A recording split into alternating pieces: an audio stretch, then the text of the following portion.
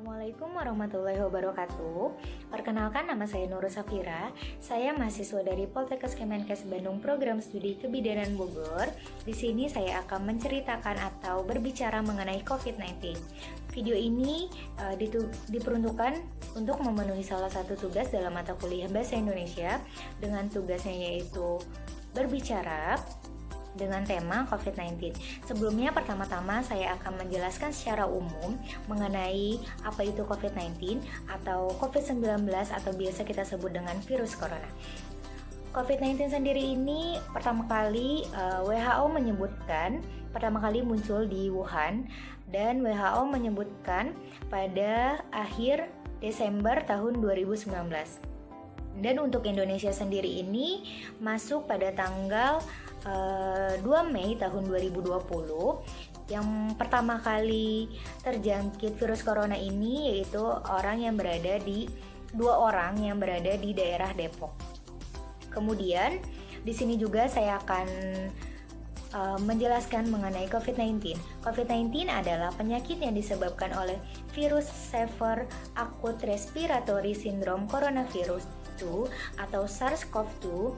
Dan COVID-19 sendiri ini dapat menyebabkan gangguan sistem pernafasan mulai dari gejala yang ringan seperti flu hingga infeksi paru-paru seperti pneumonia. Untuk gejala klinisnya ini biasanya dirasakan 2 hari sampai 14 hari setelah kita terpapar dengan orang yang terkena COVID-19 atau virus corona sendiri ini. Untuk COVID-19 sendiri ini dia menular melalui droplet untuk secara medis atau biasa kita sebut dengan percikan, yaitu antara percikan darah atau percikan air. Untuk percikan air sendiri ini seperti batuk dan bersin. Kemudian COVID-19 sendiri ini bisa menular. Yang pertama itu bisa menular dengan kita kontak fisik atau kita sedang berbicara dengan orang yang terkena COVID-19 sendiri. Entah kita saat berbicara ataupun ketika dia bersin dan dia tidak memakai masker. Kemudian yang kedua itu kita tidak mencuci tangan atau kita memegang muka. Misalkan contohnya ketika kita memegang lift atau menekan tombol lift, itu harusnya sebelum kita makan atau kita memegang wajah, kita mencuci tangan terlebih dahulu. Karena dengan kita memegang benda-benda tersebut, kita tidak tahu apakah benda-benda tersebut itu sudah higienis atau bisa jadi benda tersebut sudah dipegang oleh orang yang terkena COVID-19 sendiri ini. Dan untuk COVID-19 sendiri ini atau virus corona ini, dia gejalanya yang pertama itu ada demam lebih dari 38 derajat Celcius, kemudian yang kedua ada batuk, kemudian yang paling parah biasanya gejalanya itu sesak nafas dan bisa menyebabkan pneumonia. Dan untuk gejala COVID-19 sendiri ini beberapa akhir ini untuk gejala COVID-19 sendiri ini orang biasanya ada yang tidak bergejala. Berdasarkan data saat ini, untuk seluruh dunia yang terkonfirmasi virus corona atau COVID-19 sendiri ini sebanyak 11,8 juta, kemudian untuk yang sembuh sebanyak 6,42 juta, dan yang untuk meninggal dunia ini sebanyak 544 ribu.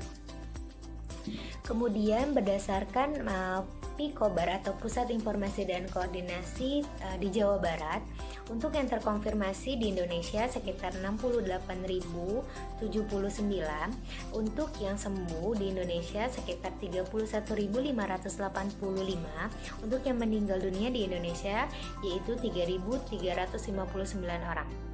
Kemudian untuk yang di Jawa Barat sendiri, untuk yang terkonfirmasi COVID-19 yaitu 3.779, untuk yang sembuh saat ini di Jawa Barat 1.763 orang, dan yang untuk meninggal dunia sendiri di Jawa Barat itu sekitar 180 orang. Dan di sini juga saya akan menceritakan dan membahas mengenai meningkatnya ibu hamil pada saat pandemi COVID-19 sendiri ini. Untuk meningkatnya ibu hamil pada saat pandemi COVID-19 ini itu bisa menyebabkan angka kematian atau angka kelahiran tinggi. Nah, untuk mengapa angka kematian tinggi? Pertama, ketika ibu hamil yang tidak menginginkan anaknya bisa menyebabkan aborsi secara dini. Kemudian untuk COVID-19 sendiri ini, kenapa ibu hamil bisa meningkat? Karena pertama, karena pertama pasangan usia subur enggan memeriksakan atau enggan melakukan pelayanan KB karena dia takut terkena COVID-19 sendiri. Sedangkan kebutuhan biologisnya masih berjalan dan dia enggan untuk menggunakan alat kontrasepsi seperti kondom. Untuk ibu hamil sendiri ini, dia lebih mudah terkena COVID-19 sendiri karena sistem imun ibu hamil sendiri ini dia lebih rendah atau lebih rentan. Kemudian untuk ibu hamil sendiri, ibu hamil yang terkena COVID-19 sendiri berdasarkan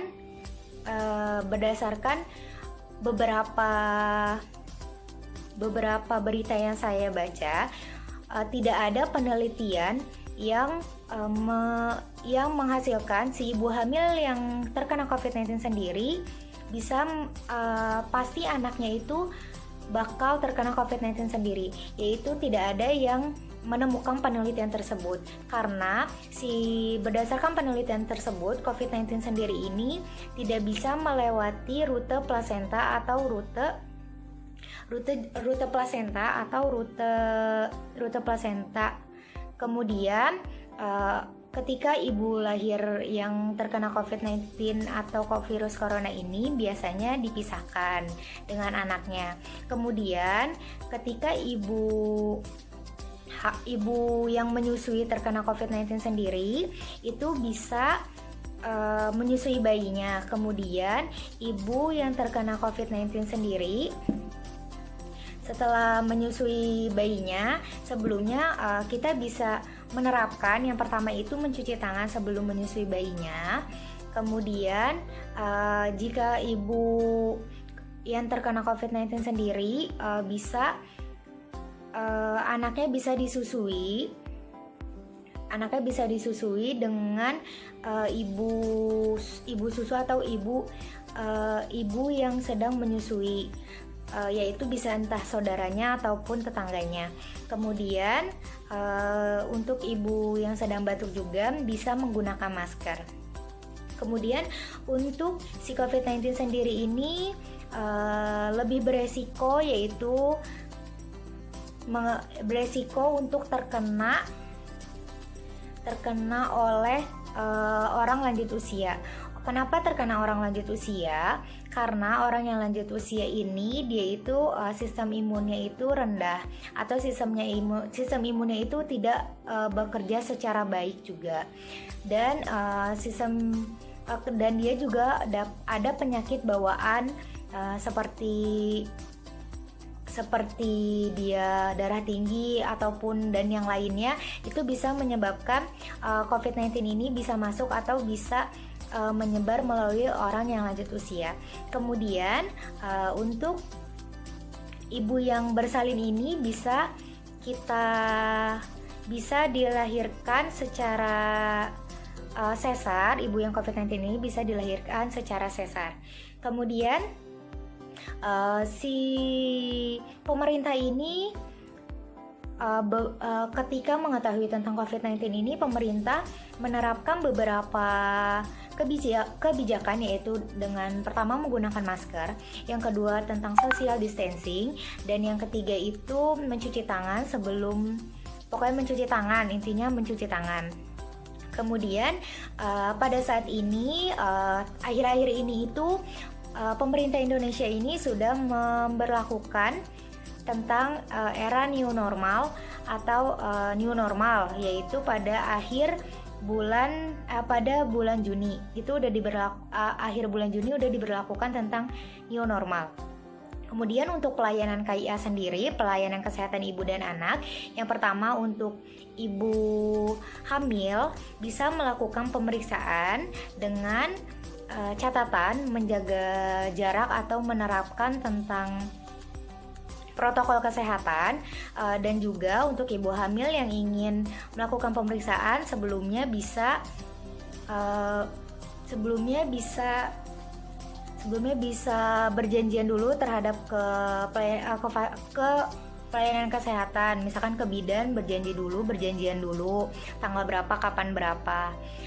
Kemudian untuk ibu yang bersalin bisa melakukan persalinan sesuai dengan kemauan ibu sendiri, tetapi dia juga si pelayanan kesehatannya ini atau bidannya atau dokternya itu memakai APD secara lengkap. Kemudian untuk ibu yang nifas atau ibu yang setelah melahirkan, yang pertama-tama bisa menyusui bayinya, tapi sebelumnya mencuci tangan dulu terlebih dahulu sebelum memegang bayi dan memegang payudara. Kemudian untuk ibu yang nifas juga, dan untuk penyuntikan imunisasi itu biasanya bisa dilakukan dengan kunjungan rumah.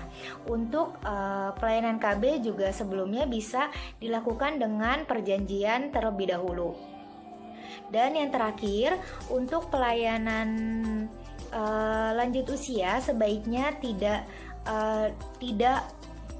diusahakan tidak mengontrol terlebih dahulu ke rumah sakit, tetapi dengan catatan obat yang diperiksa atau obat yang biasa diminum harus tersedia. Kemudian juga jangan lupa istirahat. Terima kasih. Waalaikumsalam warahmatullahi wabarakatuh.